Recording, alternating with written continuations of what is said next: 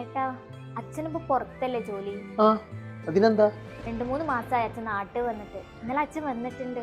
ഞാൻ ഒന്ന് കാണാൻ പോട്ടെ. നീ അങ്ങോട്ട് പോയ വീട്ടിലെ കാര്യങ്ങളൊക്കെ ആര് നോക്കും? മിണ്ടാതെ പോയി ജോലി നോക്ക്.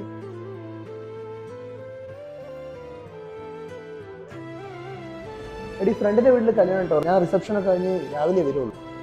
ആണോ? എന്നാ നിങ്ങൾ വരുന്നവരെ ഞാൻ എന്റെ വീട്ടിൽ പോയി നിൽക്കട്ടെ. ഓ, നിന്നെ കൊണ്ട് വീട്ടിൽ അടങ്ങി ഇരിക്കാൻ കഴിയില്ലേ? എപ്പോഴും ചുറ്റി നടക്കണോ? ഞാൻ അതല്ല ഞാൻ വരുന്നവരെ വീട്ടിലെ ജോലി നോക്കി അടങ്ങി ഒതുങ്ങിയിരുന്നോ? ഏട്ടാ.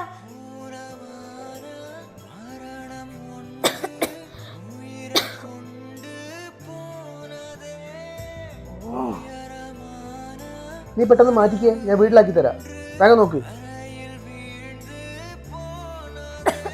ചിലർക്ക് നമ്മൾ ആരോഗ്യത്തോടെ ഇരിക്കുമ്പോൾ മാത്രമേ നമ്മളെ ആവശ്യം വരികയുള്ളൂ.